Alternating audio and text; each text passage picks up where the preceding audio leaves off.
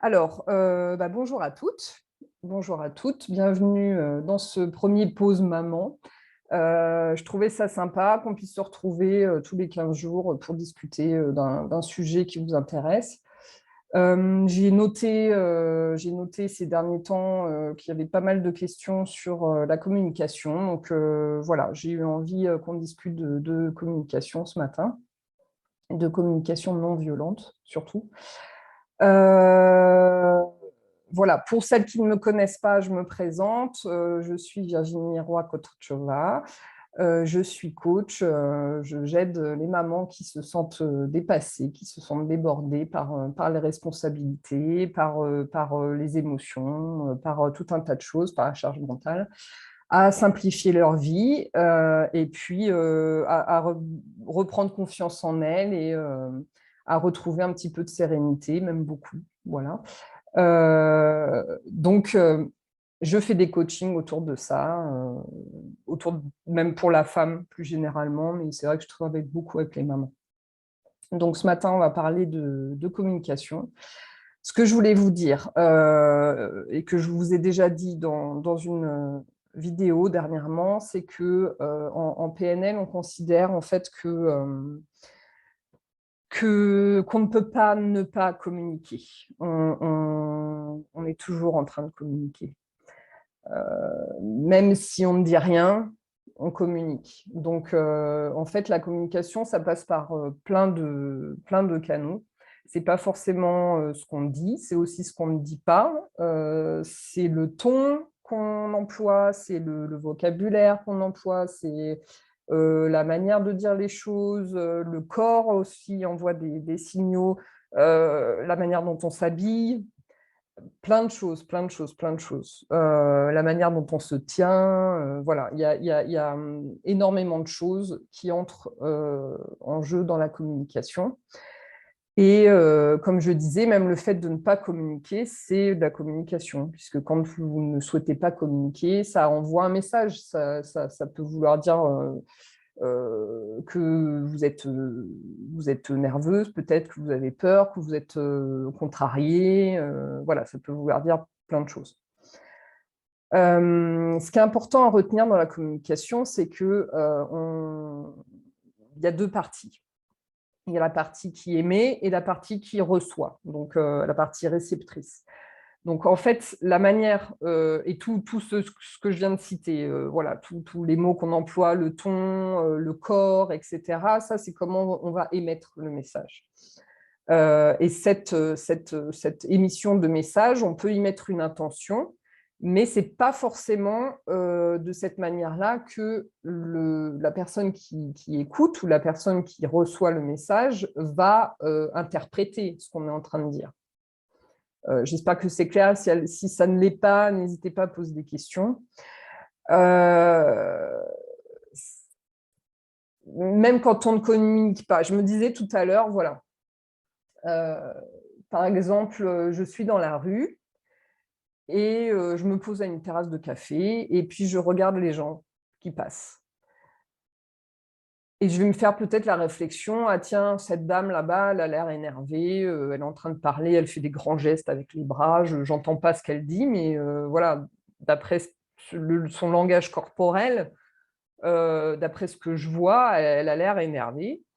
Cette autre dame-là, bah tiens, elle a l'air heureuse, elle sourit, elle regarde en l'air, et cetera, et cetera». Et voilà. Et je vais me dire: «Tiens, cette personne-là, il doit être artisan, peut-être il est plombier ou quelque chose comme ça, il a les mains sales, c'est quelqu'un qui doit travailler dehors». Voilà, tout un tas de petits messages. Et en fait, moi, je suis assise là sur ma terrasse et je ne cherche pas à communiquer, je ne communique avec personne réellement, mais j'ai quand même des messages qui m'arrivent de tout ce qui m'entoure. Donc là aussi, il y a de la communication. Ça aussi, c'est de la communication. Un autre exemple, si vous avez un entretien, vous allez vous habiller d'une certaine manière, voilà, vous allez vous coiffer d'une certaine manière, et cetera, et cetera. Et pourquoi? Pour envoyer un message. Vous allez envoyer le message que bah, vous prenez cet entretien au sérieux, que que pour vous, c'est important, que vous connaissez les codes aussi. Voilà, quand on va à un entretien, bah, on s'habille à peu près avec des vêtements propres et puis on se coiffe un minimum. Vous allez peut-être aussi utiliser un certain vocabulaire parce que vous êtes dans un domaine professionnel qui amène à voilà, utiliser certains termes, par exemple des abréviations, des choses comme ça, des sigles, des choses comme ça, voilà, vraiment des choses du jargon, on va dire, professionnel, etc., etc. Donc ça, c'est pour envoyer votre message que bah, vous êtes à votre place à cet entretien, en fait. Vous êtes compétente, vous vous y connaissez dans le domaine, etc., etc., etc. De l'autre côté, peut-être que la personne qui vous fait l'entretien va interpréter ça d'une manière tout à fait différente, qui est que bah, peut-être vous êtes un peu trop classique. Peut-être que voilà, il va vous trouver pas assez créatif, pas assez original. Voilà, peut-être que ça va être des choses négatives alors que vous aviez une intention positive. Voilà, le message qu'on veut envoyer, on va y mettre une intention, on va y mettre ce qu'on pense nous coller au message et finalement, la personne qui va recevoir le message va l'interpréter d'une manière tout à fait différente. Ça, c'est quelque chose qu'on ne peut pas contrôler. Ça fait partie de la communication. Et c'est par ce biais-là qu'on va entrer donc sur le sujet de la communication non violente. Parce que justement, le fait qu'on envoie un message avec une intention et que cette intention soit mal interprétée peut mener parfois à un conflit, ou peut mener à un malentendu, peut mener à quelque chose de négatif. Si vous voulez dire quelque chose et que de l'autre côté, on interprète tout à fait autre chose, ça peut amener une émotion en vous, ça peut amener de l'énervement, ça peut amener aussi de la tristesse, de la déception, voilà. Donc, quand on parle de communication non violente, en fait, on va travailler sur ces choses-là, c'est-à-dire comment émettre son message pour qu'il soit bien interprété, et aussi, puisque vous n'êtes pas qu'émettrice de messages, vous êtes aussi réceptrice. Donc, comment recevoir un message, comment l'entendre, comment le comprendre en l'interprétant de la bonne manière. Voilà, il y a les deux aspects. Alors, dans la communication non violente, on a cinq phases qui sont nécessaires pour mener à bien donc cette mission-là. Voilà, bien émettre et bien recevoir un message. La première phase, ça va être l'intention. L'intention, je vais dire que c'est carrément la phase la plus importante puisque ça va être venir entrer dans le dialogue, entrer dans la communication avec l'intention de communiquer et de bien communiquer, de communiquer de manière bienveillante. Puisqu'on est dans la communication non violente, c'est une communication bienveillante. Donc, on a l'intention de le faire, on veut le faire. Et la meilleure façon de tenir cette promesse-là, c'est de choisir son moment, tout bêtement, tout simplement. Il y a des moments où on peut communiquer de manière bienveillante et il y a des moments où on ne peut pas. Et c'est au-delà de nous. Même si on le souhaite, il y a des moments où on n'y arrive pas. Quand les émotions entrent en jeu, notamment, il y a un moment où on ne peut pas. Si on est dans une émotion beaucoup trop forte, on ne va pas pouvoir la gérer et en plus gérer son discours et le message qu'on émet et la manière dont on émet, ni la manière dont on va recevoir. Ce n'est pas possible. C'est beaucoup trop pour notre cerveau à nous. Donc, quand on est dans une émotion trop forte, ce qu'on va faire, c'est qu'on va prendre du recul. On va arrêter. On va dire time out, voilà, on fait une pause. Là, maintenant, tout de suite, je ne suis pas capable de communiquer. Et on peut le dire, on peut l'exprimer. Tout de suite, là, je ne suis pas capable de communiquer. Je ne peux pas parler avec toi. Je ne peux pas. J'ai besoin de me calmer, j'ai besoin de redescendre, j'ai besoin de 5 minutes, d'une heure. Voilà, c'est selon vous. Reculer, prendre du recul, et puis revenir à la communication à un moment où vous serez capable, c'est-à-dire un moment où vous serez dans un état d'esprit qui sera propice à la communication. Donc, quand vous serez calme, quand vous aurez un regard objectif sur les choses, voilà, quand vous serez un petit peu sorti vous serez plus dans le show, quoi. Vous aurez repris un peu votre calme, vous serez capable d'analyser quelque chose, quoi. Voilà. Donc ça, c'est la première phase, l'intention. C'est vraiment très important. La deuxième phase, ça va être l'observation. Donc, ce que je viens de dire, c'est l'observation objective des faits. On discute objectivement, on n'exagère pas, on ne fait pas de jugement, on n'interprète pas, on ne déforme pas, on n'évalue pas. Non, on va décrire les faits de manière tout à fait objective. Ça peut donner... Donc voilà, on va revenir dans la communication en disant, voilà, maintenant je me sens prête à discuter de ce qui s'est passé. Est-ce que toi, tu l'es aussi? Bien sûr, puisque si l'autre est toujours dans un état d'esprit qui ne correspond pas, qui n'est pas adapté, ça ne sert à rien d'entrer dans la communication. On veut que les deux soient dans l'état d'esprit. Je suis là avec l'intention de communiquer et d'échanger de manière bienveillante. Donc, est-ce que toi aussi? Oui, parfait, discutons. Et on revient, on relate les faits. Voilà, il s'est passé ça. De manière tout à fait objective. Juste, il s'est passé ça. Alors, cette personne avec qui vous discutez, ça peut être votre partenaire, ça peut être votre enfant, ça peut être votre maman, ça peut être votre patron, ça peut être... c'est n'importe qui, c'est toute personne avec qui vous communiquez. Donc, vous allez simplement relater les faits. Voilà, il s'est passé ça. Un exemple, je me suis levée ce matin et j'ai trouvé la vaisselle dans l'évier. Voilà, c'est objectif. Ou vous pouvez même dire « et il y avait de la vaisselle dans l'évier ». Point. Il n'y a pas de jugement, je n'exagère pas en disant « il y avait une montagne de vaisselle », je ne déforme pas en disant qu'il y en avait partout, non, voilà. Il y avait de la vaisselle dans l'évier. Point. Donc ça, c'est la deuxième phase. La troisième, c'est l'identification. Donc, l'identification, on va passer au niveau des sentiments, au niveau des émotions. Ce que vous allez exprimer là, c'est votre sensation, vos émotions, quand vous vous êtes retrouvé dans cette situation. Donc voilà, je me suis levée ce matin, il y avait de la vaisselle dans l'évier. Et je me suis sentie, je ne sais pas, désespérée, je me suis sentie pas respectée, je me suis sentie, etc., etc.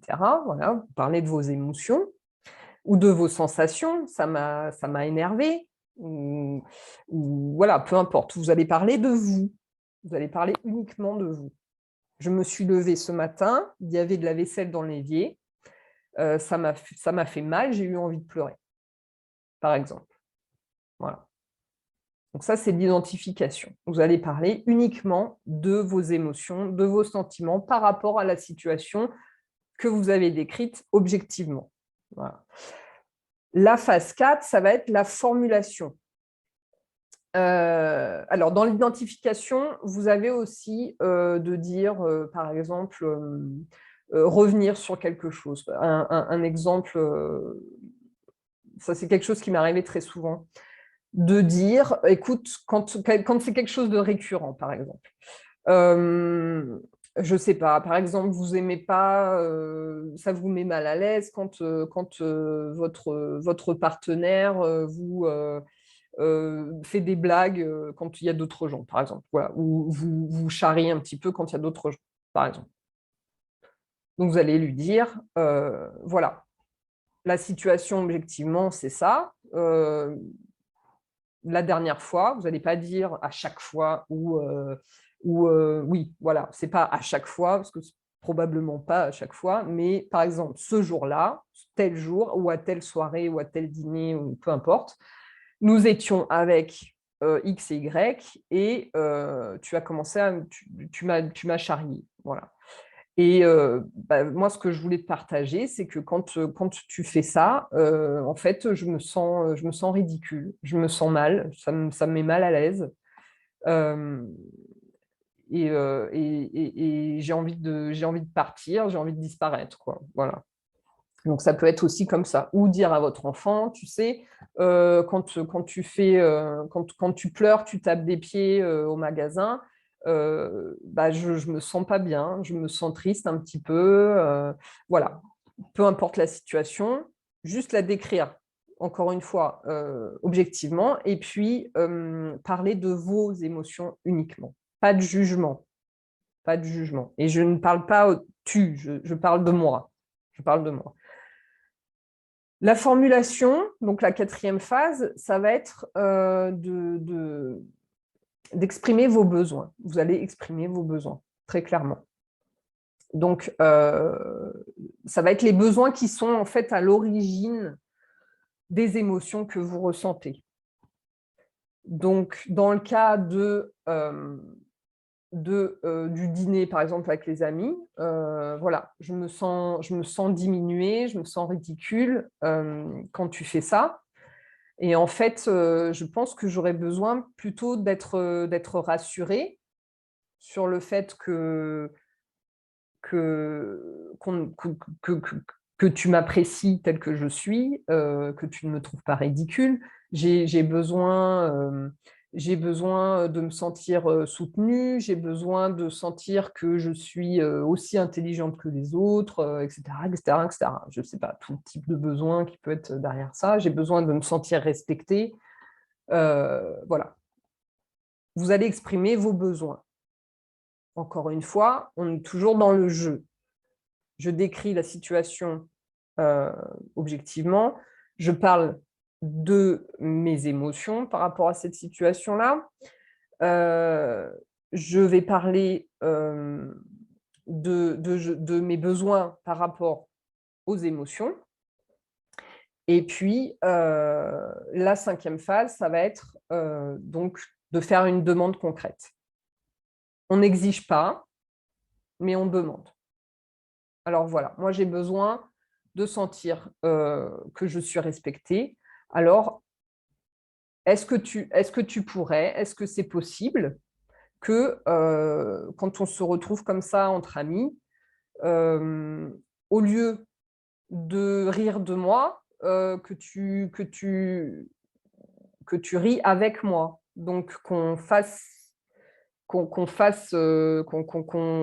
trouve une manière de ne rire de personne, en fait. Qu'on rit de choses qui ne sont pas des gens. Voilà, par exemple. Ou tout autre type de demande. Vous allez faire une demande concrète. Voilà. Au lieu de faire ça, est-ce que tu pourrais faire ça? Précisément. C'est pas au lieu de rire de moi, bah arrête. Non. Au lieu de rire de moi, proposez quelque chose. Faites une demande précise. Au lieu de rire de moi, est-ce que tu pourrais raconter peut-être une histoire ou voilà, une de mes réussites ou quelque chose qui me fasse me sentir un petit peu, qui me rebooste un petit peu mon estime de moi, voilà, par exemple.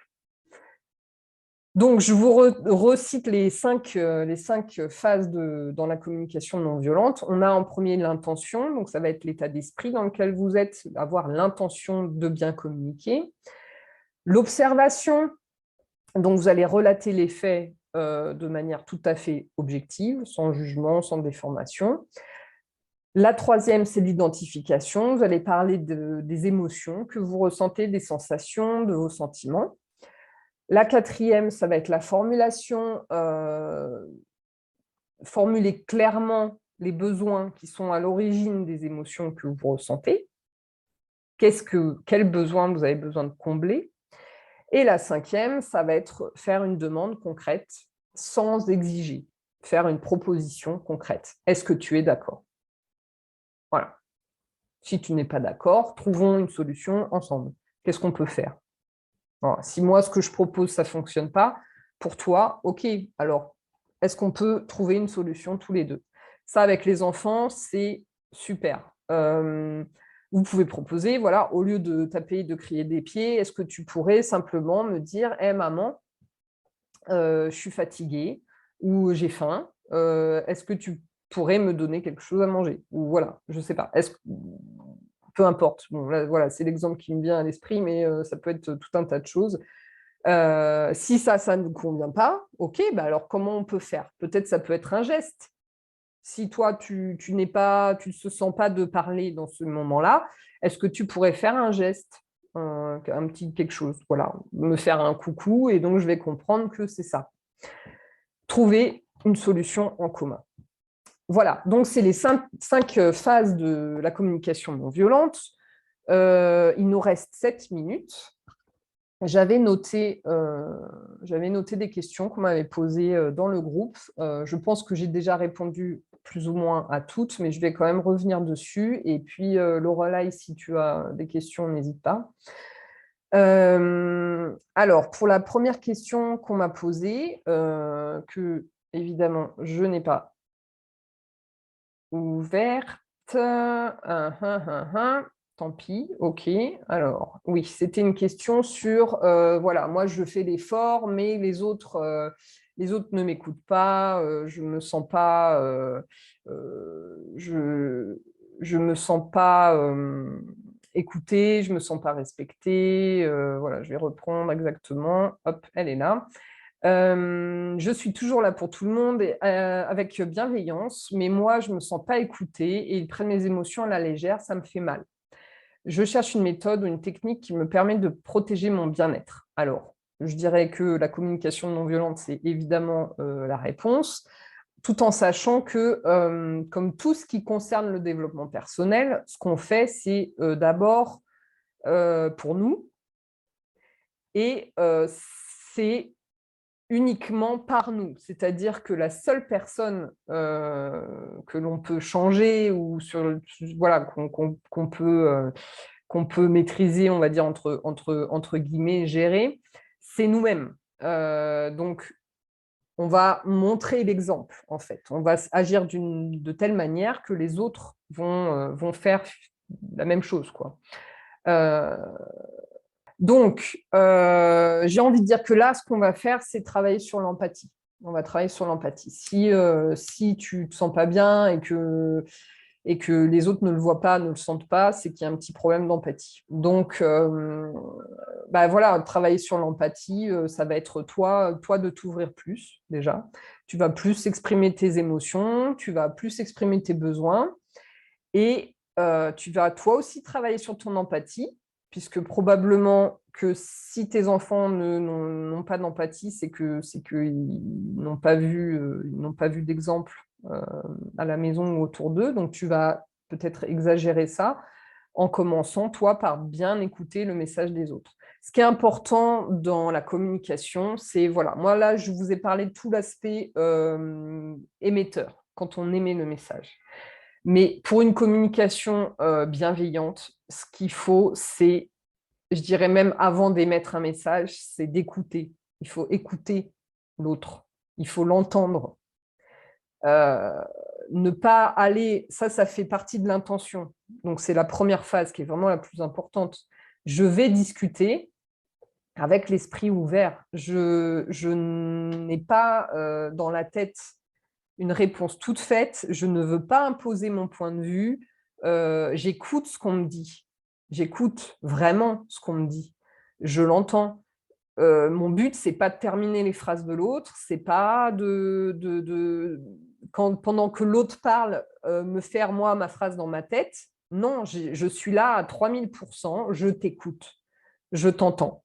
Même si je suis pas d'accord avec toi au final, je t'entends, je t'écoute jusqu'au bout. Tu parles jusqu'au bout, je t'écoute pas. Voilà, ça c'est essentiel dans la communication. Essentiel, puisque si vous n'écoutez pas l'autre, en fait, vous parlez tout seul et ça ne peut pas fonctionner. Donc, si les autres ne t'écoutent pas, c'est probablement que tu ne les écoutes pas non plus. Alors, essaye de voir au niveau de l'empathie. Et puis de la réception du message. Écoute bien les autres. Entends ce qu'ils te disent. Ne martèle pas toi ton message. Écoute aussi ce qu'ils te disent pour pouvoir répondre à ce qu'ils te disent et pas répondre ce que toi, tu as envie de dire. Voilà. J'espère que ça, c'est clair aussi. N'hésitez pas vraiment à poser des questions hein, sous la vidéo. La deuxième question qui m'a été posée, c'est comment faire pour que l'autre et moi ne prennent pas chaque remarque comme un reproche. Mon compagnon et moi sommes tous deux de grands susceptibles et c'est pas simple. Alors, c'est ce que je viens de dire, c'est l'écoute. Écoute. Si tu écoutes l'autre et que tu réponds à ce qu'il est en train de te dire, il n'y a pas de raison qui se braque.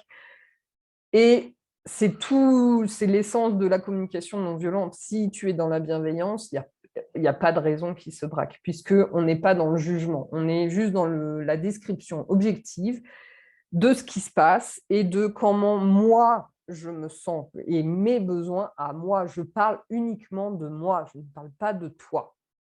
Je parle de moi.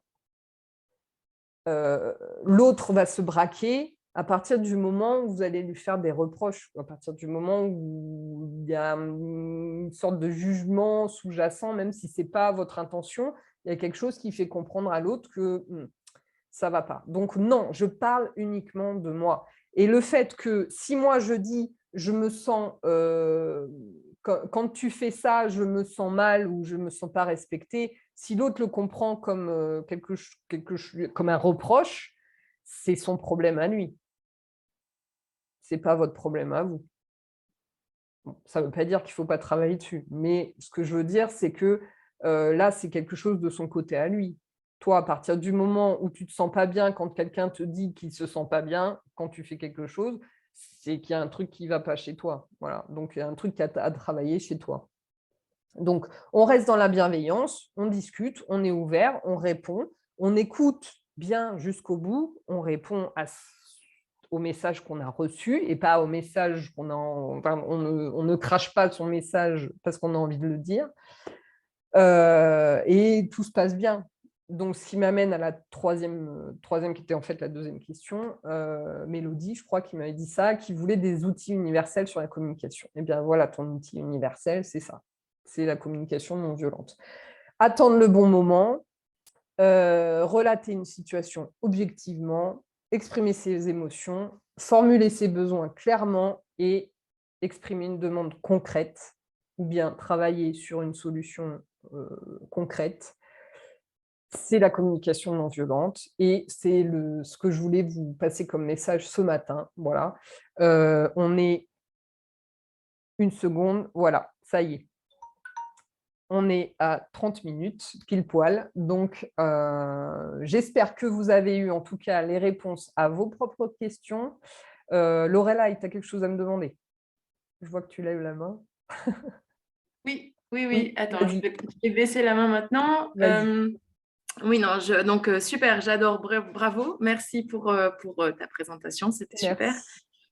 Merci. Donc moi, je suis à 100% d'accord, je t'ai écrit dans le chat, je ne sais pas si tu l'as Je vu. ne le vois plus, le chat. Alors, je ne sais Voilà, pas c'est pas pourquoi, grave. mais... Ouais, je t'ai demandé en réalité, alors ok, 100%, je valide, super. Et par contre, comment vraiment avoir le déclic pour mettre ça en place maintenant, après avoir eu des années de réflexes, d'habitudes de communication totalement différentes, où on peut, comme ça a été le cas, je crois, la question de Mélodie, dire voilà, je suis très susceptible, il y a un travail à faire sur soi, ça c'est clair.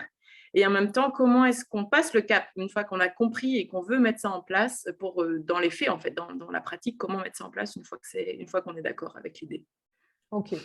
Alors, Est-ce que tu as une idée de comment mettre ça en place? eh bien, en fait c'est comme tout. Hein, quand tu amorces un changement, c'est des baby steps. On y va petit à petit. Évidemment, on ne va pas tout changer du jour au lendemain. C'est assez compliqué, surtout que là, on touche aussi aux émotions, on touche aux besoins, on touche à l'identité. Puisque notre manière de communiquer, notre manière de nous exprimer, ça fait aussi partie de notre identité. Donc, si on veut changer ça, ça va changer notre identité, ça va changer la manière dont les gens nous perçoivent, ça va changer beaucoup de choses. Donc, ce n'est évidemment pas quelque chose qu'on fait en 2 jours. J'ai envie de dire, en fait, tu commences par là où c'est le plus facile pour toi. C'est-à-dire, tu prends tes 5 phases, là, et puis regarde, analyse bien les 5 phases. Est-ce qu'il y en a une qui te semble plus simple à mettre en place que les autres? Et tu commences par celle-là, même si ce n'est pas la première. Si ça peut être, par exemple, je ne sais pas, ça peut être la troisième, identifier tes émotions. Voilà, ça peut être ça. Si ça, c'est facile pour toi, eh bien, dans chaque communication à partir de maintenant, tu vas exprimer tes besoins. Tu vas exprimer, pardon, pas tes besoins, tu vas exprimer tes émotions. Comment tu te sens à tel moment ou dans telle situation, ou là, maintenant, tout de suite, tu vas travailler là-dessus. Au début, c'est comme tout changement, c'est comme toute nouvelle habitude qu'on implante. Euh, il faut être dans la conscience, dans la pleine conscience. C'est-à-dire, c'est laborieux parce qu'il faut y penser. Alors, pour y penser, bah, tu peux te mettre un petit post-it quelque part, ou tu peux te l'écrire sur la main, ou j'en sais rien, quelque chose un endroit où tu le vois, et pour y penser le plus souvent possible. Et puis bah, voilà, à chaque fois que tu le fais, tu te forces un peu. C'est pas naturel au début, ça fait bizarre. C'est pour ça aussi que le numéro 1, l'intention, elle est importante, parce que finalement, je pense que l'intention, si tu l'as déjà, de toute façon, ce que je disais au départ, pour te mettre dans le bon état d'esprit, prends du recul. Donc, à partir du moment où tu veux mettre ça en place, de toute façon, dans toute communication, si tu sens… Alors, ce qui est un peu plus évident au départ, ça va être dans les conflits, évidemment. Ça ne va pas être dans les discussions qui se passent bien. Voilà. Même si, même dans les discussions qui se passent bien, on n'est pas toujours bienveillant. Dans les conflits, et ben voilà, la prochaine fois que tu sens qu'il y a un petit conflit, tu dis stop. Tu dis stop, et tu peux expliquer même à la personne en lui disant, écoute, là j'ai besoin de 5 minutes parce que je voudrais me cadrer, je voudrais que notre conversation, elle soit constructive. Je n'ai pas envie qu'on se dispute pour se disputer. Je veux qu'au sortir de cette conversation, il soit passé quelque chose et qu'on ait trouvé une solution. Donc laisse-moi, s'il te plaît, 5 minutes. Je vais réfléchir à ce que j'ai envie de te dire, comment j'ai envie de te le dire, et puis voilà, je reviens dans 5 minutes et on discute. Ça peut être ça, hein. Ça peut être ça. Bon, il y a des situations où c'est pas forcément évident. Juste par exemple, oui, voilà, si tu es en réunion et que voilà, c'est du tac au tac, bon, évidemment. Mais en fait, ce qui est important et ce qui est un peu… C'est la base de ma méthode et de mon boulot, c'est te mets pas la pression, déjà, parce que ça sert à rien. Voilà. Ça va être contre-productif. Donc, choisis une des phases, celle qui te semble la plus simple à mettre en place pour toi. Et puis, vas-y, cool, quoi. Tu te mets des reminders, hein, un petit peu pour y penser. Et puis, voilà, s'il y a une journée où tu n'y as pas pensé, bah, c'est pas grave, je le ferai demain. Enfin, on ne se met pas la pression, on y va petit à petit. Et puis, au bout d'un moment, ça devient des automatismes, en fait. On n'y pense plus. Parce que c'est juste un… Voilà, la manière dont tu t'exprimes aujourd'hui, dont tu communiques, c'est le résultat d'années de communication. Et ben, tu vas juste changer cette manière de communiquer, et dans quelques temps, ça sera des automatismes de la même manière, quoi. Voilà. Donc, j'espère que j'ai répondu à ta question. Je pense vraiment que le plus simple, c'est de commencer par la phase qui te demande le moins de travail, en fait. Ça répond à ta question? Oui, oui, un peu. Merci, merci Virginie. C'est surtout la question, comme tu disais, par exemple, de l'étape 3 qui est d'exprimer ses émotions. Ouais. Je pense que paradoxalement, c'est une des plus difficiles à mettre en place parce que c'est aussi celle où on va se sentir le plus vulnérable, Oui. où on va s'ouvrir, où on va dire bah, là, je me sens mal, là, je pose une limite, ça, c'est trop dur pour moi. Mhm. Et justement, et j'ai l'impression que c'est un peu sur ça que ça repose. Et dans la mesure où pendant des années, tu dois tenir, prendre sur toi, faire plaisir aux autres et pas forcément te mettre en avant en premier, ça peut aussi paraître comme une forme un peu d'égoïsme et de donc 2 choses. Une fois, un peu vulnérabilité Ouais, et puis mettre en avant quelque chose qui est pas forcément, ouais, facile. Donc ouais. voilà, ça c'est mais je vais essayer, hein, promis. C'est forcément plus simple, entre guillemets, à faire avec des gens qui sont proches, dans un premier temps, à faire avec voilà, les gens de la famille, avec des gens qui sont eux-mêmes bienveillants vis-à-vis de toi, évidemment. Tu ne vas pas aller faire ça, t'entraîner avec des gens qui te veulent du mal. Ça, c'est évident. Après, au niveau des émotions, ce qui peut être aussi un petit peu difficile, c'est que parfois, on a du mal à les identifier. On ne sait pas vraiment, en fait. Tout ça, c'est un travail global. De toute façon, le développement personnel, tout s'imbrique. Je veux dire, la communication non violente, ça fait partie du travail, quoi. C'est juste une partie du travail. Euh, à partir du moment où tu te connais bien, où tu sais toi-même te déchiffrer, ça va être plus simple aussi. Et puis, ce que tu me dis là, pour moi, ça reflète un manque de confiance en soi, un manque peut-être d'estime de soi. Parce que voilà, moi, le fait que je me sente mal dans une certaine, où je ne me sente pas respectée dans une certaine situation, pour moi, c'est pas difficile à dire, dans le sens où bah, je ne considère pas que ça soit honteux. Voilà. Euh, donc, voilà, ça dépend de la personne, évidemment, et ça dépend de plein d'autres choses. Donc, en fait, c'est une partie du boulot. On va travailler sur d'autres aspects aussi, notamment la confiance en soi, l'estime de soi, parce que c'est quelque chose dont les mamans, en tout cas celles avec qui je travaille, manquent cruellement. Parce que, comme tu dis, c'est des années de déni, de... Pardon, pardon, j'ai plus de voix. C'est des années de bah, je ne prends pas soin de moi parce qu'il faut que je prenne soin de tout le monde, etc., etc. Donc là, en fait, bah, si vous travaillez avec moi, c'est pour revenir à vous, quoi. Qu'est-ce que vous voulez et le mettre en place, en fait. Voilà. Donc, c'est vraiment, petit cœur, c'est vraiment ouais, revenir à moi. Je suis maman, mais avant d'être maman, je suis une femme. Et je ne peux pas être une bonne maman, je ne peux pas être une bonne épouse, je ne peux pas être une bonne amie, je ne peux pas être une bonne fille ou une bonne cousine, ou peu importe, ni une bonne collègue, si je ne me sens pas bien, si je ne suis pas bien avec moi-même, si je me comprends pas, parce que ça aussi, c'est quelque chose qui m'a surprise, mais ça ressort dans beaucoup de discours, voilà, des mamans qui ne comprennent pas leur réaction, en fait. Qui ont une intention et qui réagissent complètement aux antipodes et qui ne comprennent pas. Donc, tout ça, c'est un travail global. C'est global. Et encore une fois, voilà, moi, ce que je vous donne là, c'est de la théorie. Dans la pratique, évidemment que ça prend du temps, évidemment que ça demande de l'engagement. On en parlait, Lorelai, avant que je lance l'enregistrement. Ça demande de l'engagement. Ça veut dire, bah voilà, moi, je m'engage là, à partir de maintenant, à faire attention à moi, tout simplement. Et ça demande ouais, un travail constant, en fait, jusqu'à ce que ça devienne des automatismes, jusqu'à ce que tu deviennes la personne que tu as envie d'être, la communicante que tu as envie d'être, la maman que tu as envie d'être, etc., etc., etc., etc. Voilà. C'est pas... Rien n'est facile, rien n'est facile. En fait, ouais, souvent, je dis tout ce qui en vaut la peine, c'est jamais facile, quoi.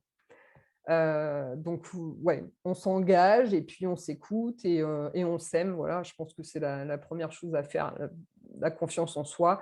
Se dire que, bah, non, si à la limite, si tu exprimes tes émotions et que l'autre en face rit, pose-toi la question de cette relation. Qu'est-ce qu'elle t'apporte, cette relation?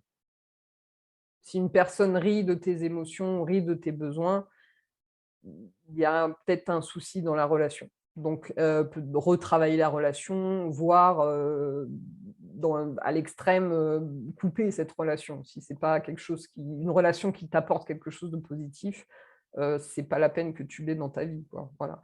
Les personnes bienveillantes, les personnes qui t'apportent quelque chose ne devraient pas se moquer ou utiliser de manière malveillante ce que tu leur dis, quoi. Voilà, sur toutes tes émotions et tout ça.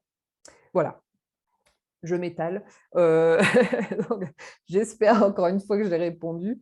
Est-ce que tu as encore des questions? Est-ce qu'il y a quelque chose qui n'est pas Non, clair?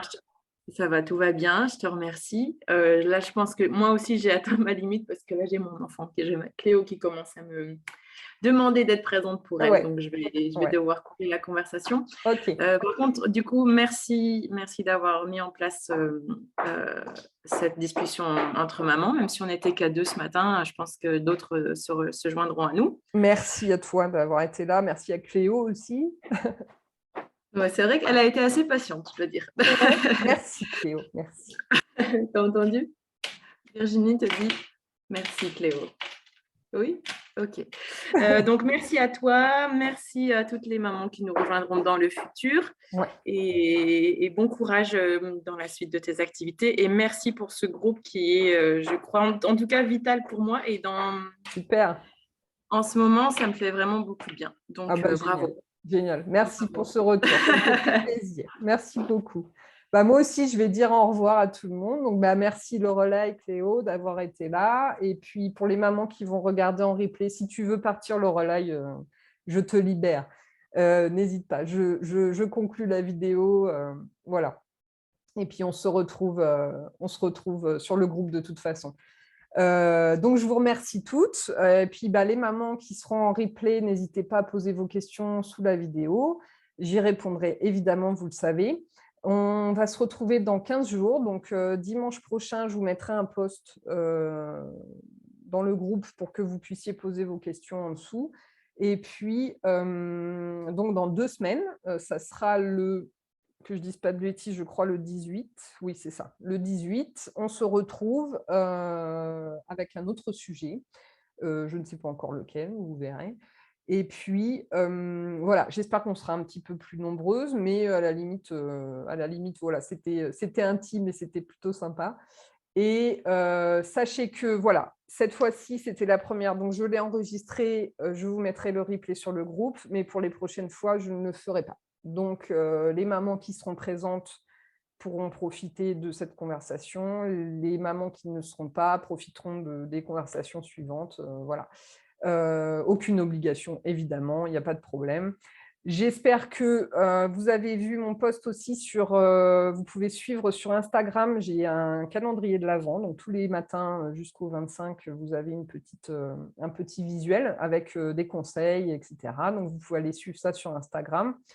J'ai mis le post sur le groupe, donc vous avez, c'est juste Virginie_Roy_Cotrocciova. C'est assez simple quand on sait écrire Cotrocciova, n'est-ce pas? Et voilà, vous pouvez suivre ça sur Instagram. J'ai d'autres aussi, voilà, YouTube, j'ai d'autres plateformes, donc vous pouvez suivre tout ça. Je vous ai tout mis sur le groupe, vous avez toutes les données. N'hésitez pas. J'ai changé d'email. Vous en avez reçu un ce matin, donc vous avez le nouvel email, mais je changerai également dans mes données. Et puis, voilà, je pense que j'ai tout dit. J'ai bien dépassé la demi-heure, évidemment, comme d'habitude, mais je m'en excuse pour les mamans qui sont pressées. Et je remercie celles qui sont toujours là à m'écouter. Voilà, je vous souhaite un excellent week-end. Je vous souhaite une très belle semaine. On se retrouve sur le groupe.